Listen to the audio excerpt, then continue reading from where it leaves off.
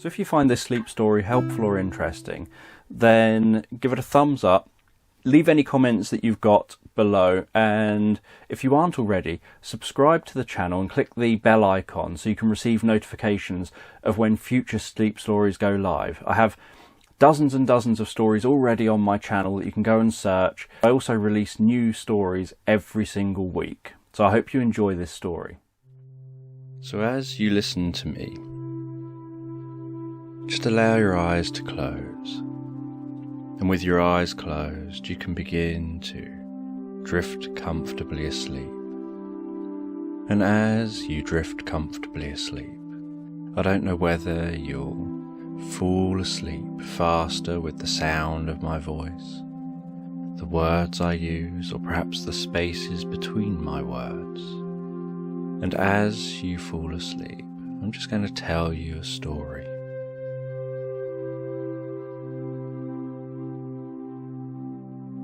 And this person finds herself walking through a strange land,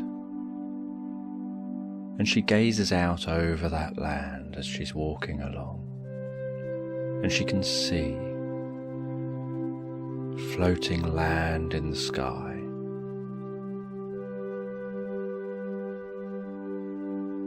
She can see trees on that floating land, mountains on the floating land. She can see some of the floating land has waterfalls falling from that land down to the land below.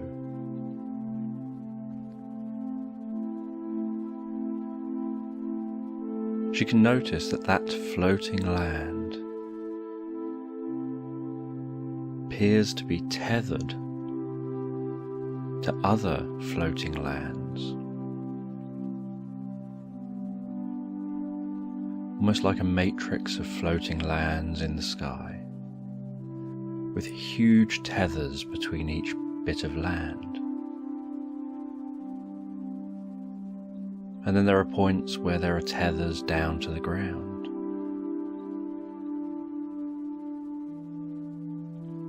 And the tethers don't appear to be man-made. They appear to somehow be just part of the environment.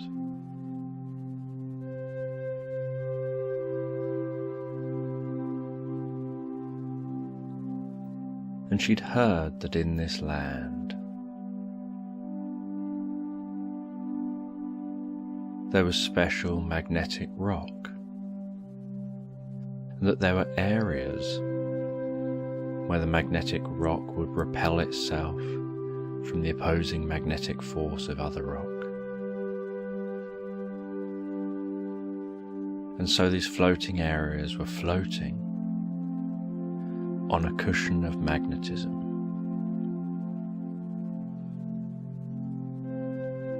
And she gazed out as far as the eye could see. She could see the gaps in the ground where those areas had floated up into the sky. And she didn't know the cause of this land in this way.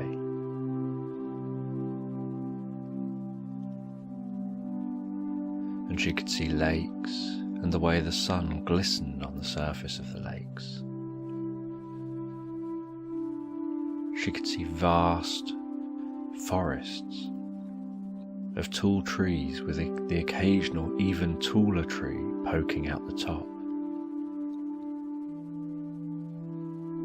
Some areas where there was mist across the top of the forest.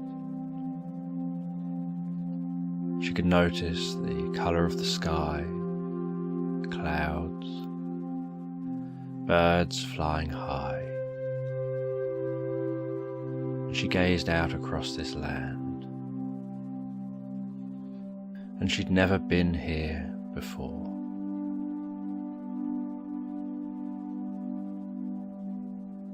And she was on a journey. She had to find somebody. She didn't know what that person would be like, but she knew she would know when she had found them.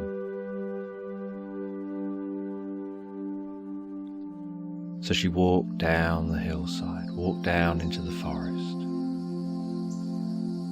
and started pushing through the forest.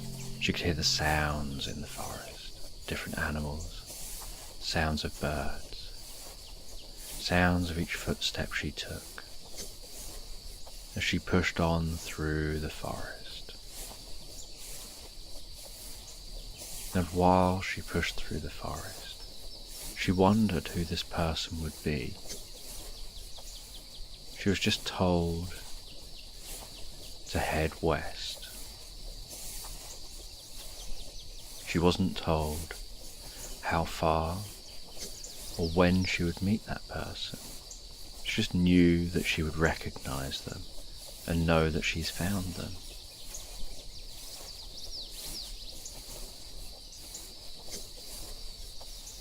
She was told that they would happily talk to her and be very charming. And she had something important she needed to learn from them. So she continued to push her way through the forest.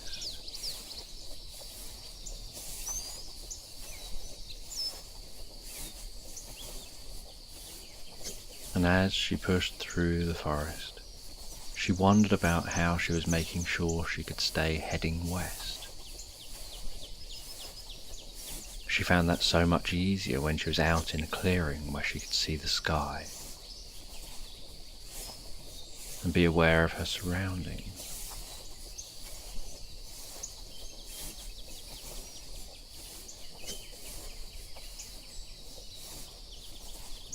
And after some time, she managed to clear the forest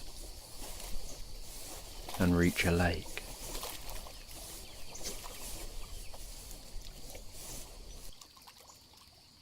And she created herself a raft. And then started paddling across the lake on that raft. She could hear the sound of the oar in the water as she pushed forward. The sound of the raft moving through the water.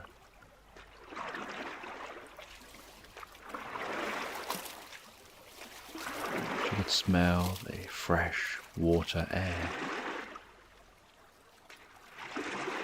and notice the subtle mist that hovered just above the water's surface.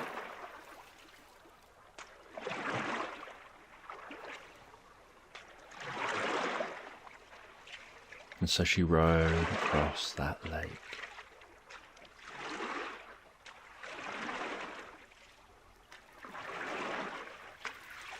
And at the far side of the lake, she dragged her makeshift craft up onto the shore.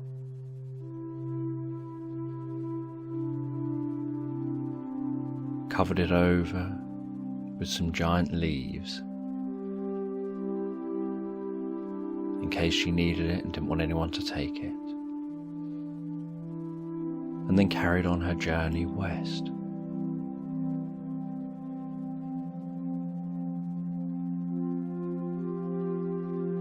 And she came to a mountain and started climbing that mountain, and as she climbed, so trees thinned out,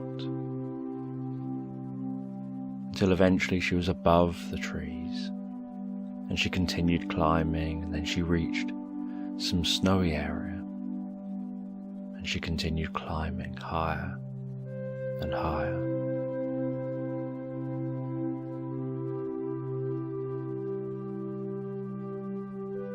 And she climbed up and over the mountain range, and as she was on the other side of the mountain range, so she saw a dragon in the distance, circling round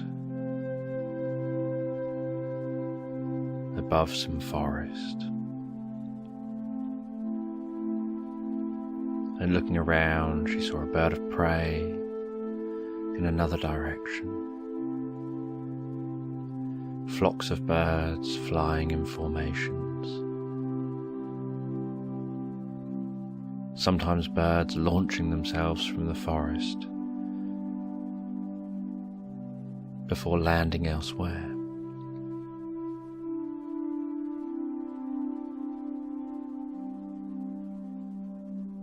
She was aware of how much life was going on here, just going about its everyday business, while she was on this quest to find this wise person.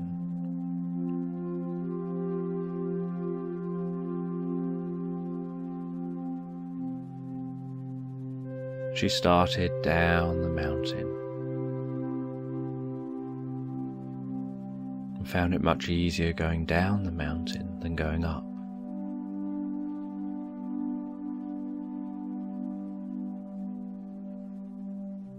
And as she was going down the mountain, she noticed that there was running water down this side, flowing from the mountain. And she started following that newly forming river, which gradually turned into more of a torrent of water and waterfalls. And then at the foot of the mountain, as the ground started levelling out, so the water started slowing and the river started widening. And she felt it would be easier to follow the side of the river than to have to keep pushing forward through the jungle. So she followed this river.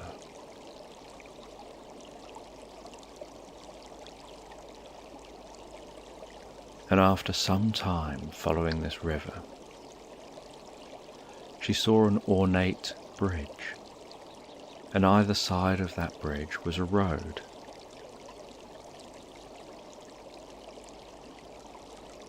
And this road looked like it had been well kept, and so it must be an important road leading somewhere.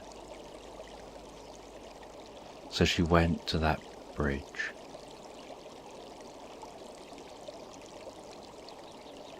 And she saw that there was a man with a cane sitting on the bridge, just using the cane to prop himself up.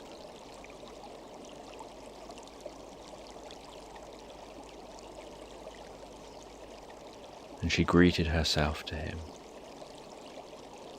and he greeted her back. And then he started talking to her, and he was charming and pleasant conversation. And she wondered if this was the wise man.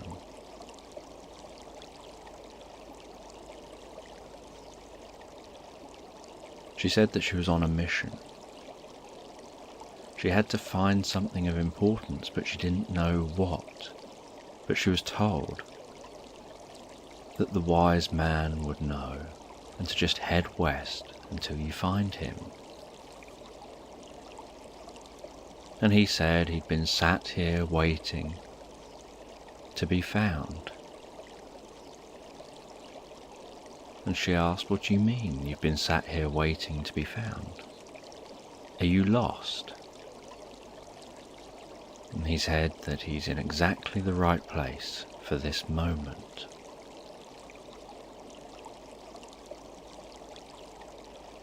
And she asked him, "How can you be wanting to be found or needing to be found if you're not lost? Why don't you just go somewhere?" And he said he is somewhere. He said, in fact, he's in the middle of somewhere.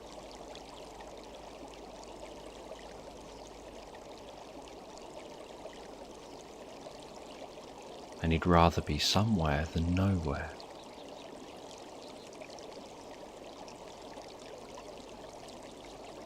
And she asked him, "But if you are somewhere and you're waiting to be found, how did you know to wait to be found? How did you know someone was looking for you?"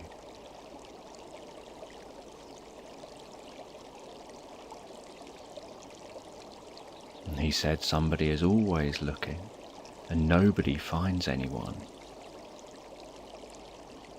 The only person that can find anyone is somebody who's searching. And she found that his conversation was going through her head in some way. She didn't fully understand it at the moment, but it was so unusual. She assumed this must be the wise man.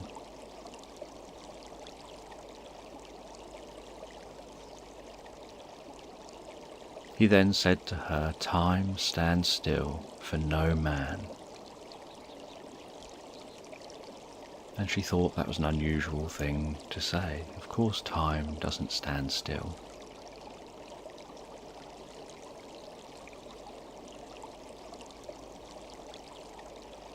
He told her she's looking for time.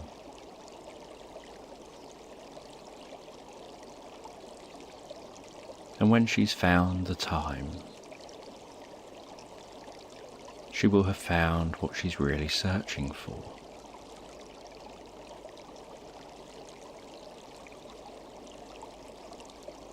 And she didn't really understand, and she asked, "How do I find the time? I don't have much time for this. I'm looking for something and I don't even know what." And he explained that you do know what, because I've told you.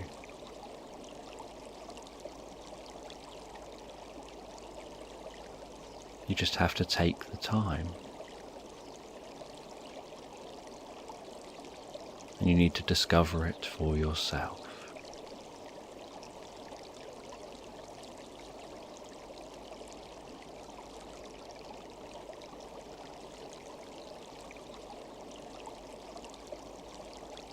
And he explained that all roads come to an end, and so she has to decide which road she wants to follow to that end.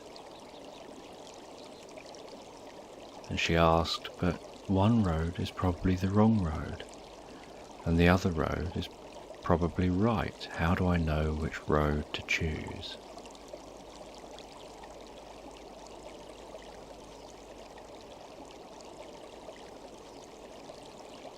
And he said, "You're right. One road is probably the wrong road, and the road that's left is right." And she thought to herself how this doesn't help at all. She's no clearer as to what road to follow. And he told her, "You have all the answers. You just need to trust yourself and know that you know all the answers. Even if you don't know, you know them.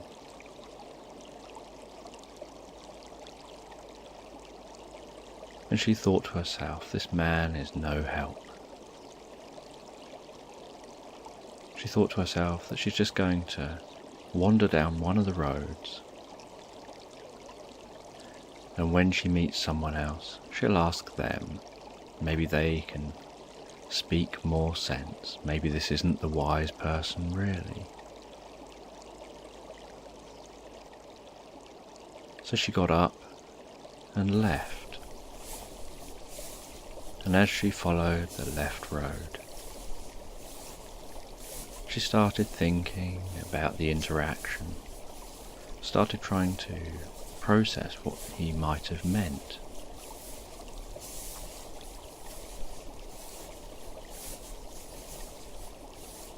And the road followed around, along near the river.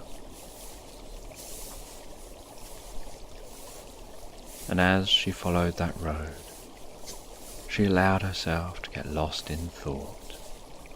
She found trains of thought stretching from one thing to another as she continued to walk. As she tried to process and make sense of what the man had said.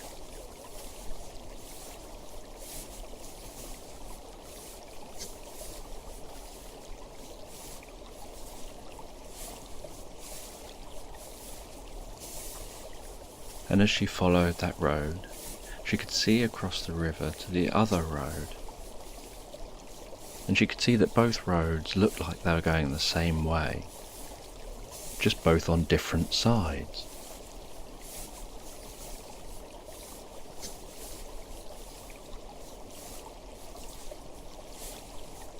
And after many hours of walking, it was starting to get dark. She'd crossed mountains, she'd walked miles. She felt she needed to sleep. So she set up camp, lit a fire, had something to eat, took some time to meditate, to drift off in her mind, in her thoughts, to process her experiences, while she gazed at the flickering flames of the fire, aware of the flames dancing around, creating dancing light and shadows in the night, the sound of the water in the background, the sight of stars in the sky, the sound of rustling leaves as the wind blew a breeze, as she then settled down and drifted comfortably asleep. And as she drifted comfortably asleep, so she started to dream. And while she dreamt, she replayed what that man had said. Only the man didn't look like the man in her dream, and he didn't quite say what he said, but she knew this was a representation of that for her to learn from.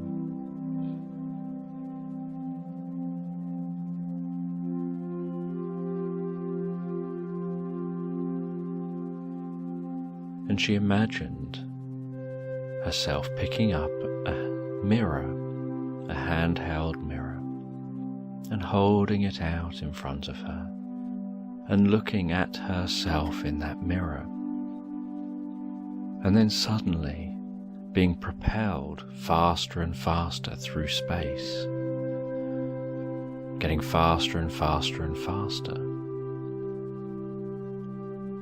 and noticing everything around her slowing down to the point where everything around her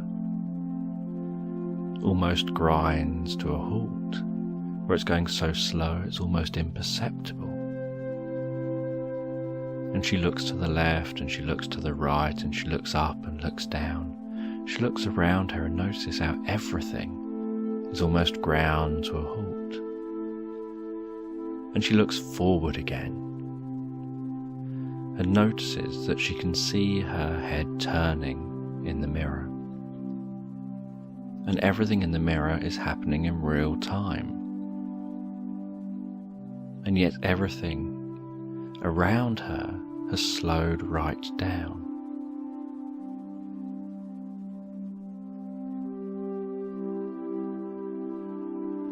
And she knows somehow this is all connected, and yet she doesn't know how.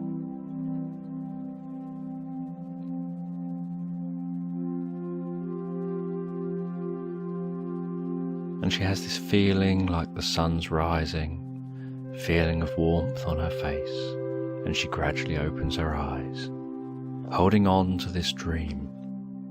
And while she holds on to the dream, she continues her journey.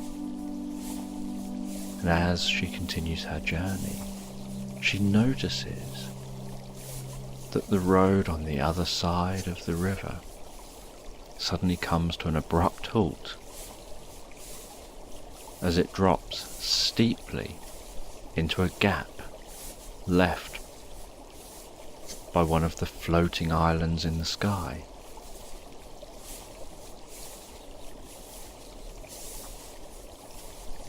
And yet the road she's on just misses the edge of that gap.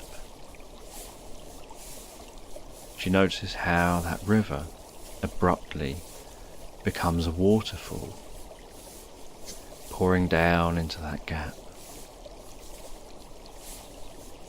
And she looks up at that floating island. She looks down into the gap. She looks over at that other road and realizes if she'd been following that road, it would have been a road to nowhere. That she'd have to turn around and walk back again.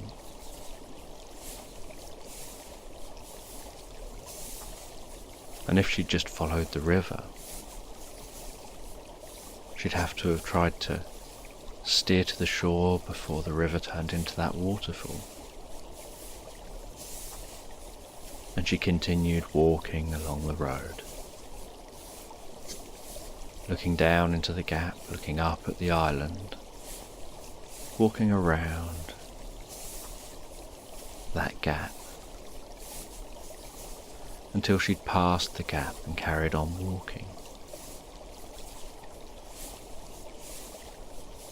And she realized that perhaps that wise man was actually wise in the first place, because what he had said was correct.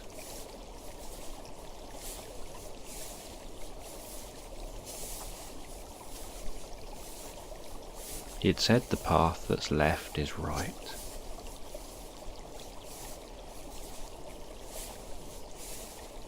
And she got up and left, following the left path.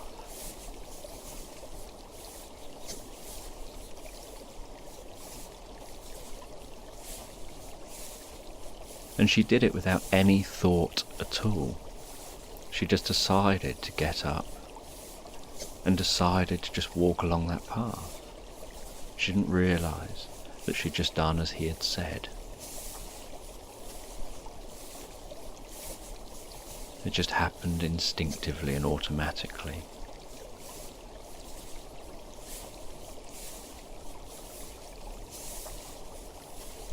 And after some time further of walking along this path, she saw a palace that no one lived in any longer, and yet it looked like everyone had left just a day ago. Despite no one living here for hundreds of years. And she walked into the palace grounds, walked through those palace grounds,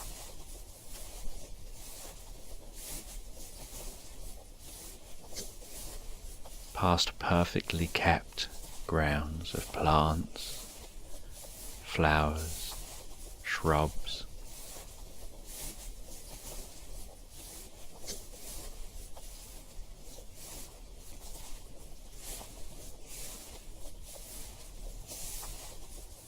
and as she entered the palace, so she could hear a ticking clock.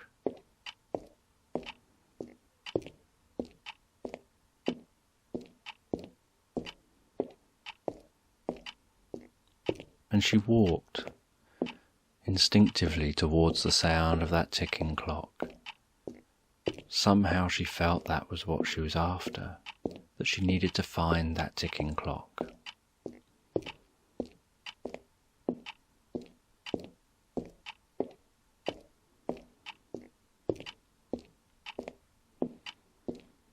And she came to a vast room in the middle of this palace, with the ceiling so high she could barely see the top. And in the middle was a circular table, and on that table was an ornate, beautiful clock. She went over to that clock, reached out and touched that clock, and as she did, the ticking stopped.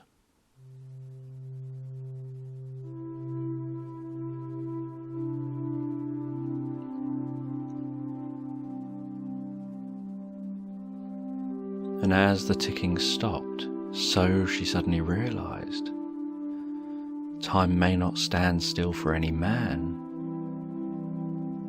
but it has stood still for her.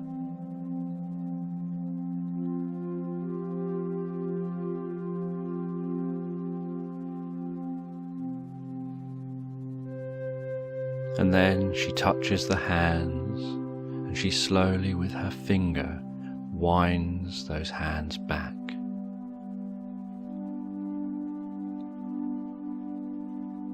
And she doesn't know quite why she feels like this is the thing to do, but she winds those hands back.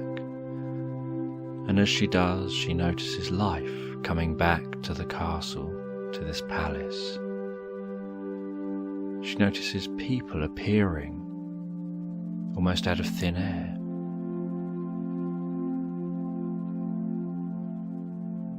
And then she reaches a point where, as she's winding, she hears this slight click with the clock, and she feels like that's the place she's supposed to stop winding.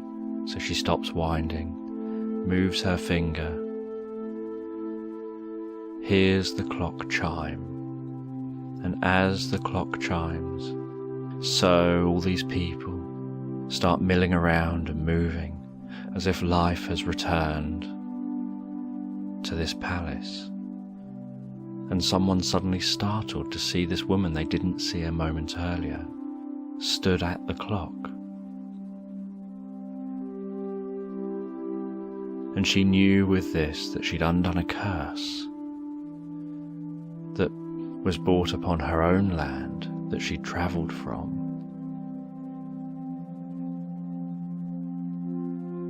That was somehow connected through time and space with this palace and this clock. That in her own land, somehow time ground to a halt, everyone started disappearing,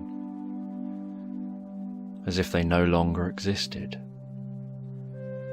And she got out of the land, but was aware that this problem was following her not far behind, at the rate of 1 tick per tock. And she couldn't really explain that, but she knew she was keeping ahead, and had a sense that somehow there was a connection between these things. And she walked through all the people in the palace and went on her journey, able to enjoy this land more on her journey home, knowing that she had changed her land and helped save the people in her land just as much as she had just helped to save the people in that palace.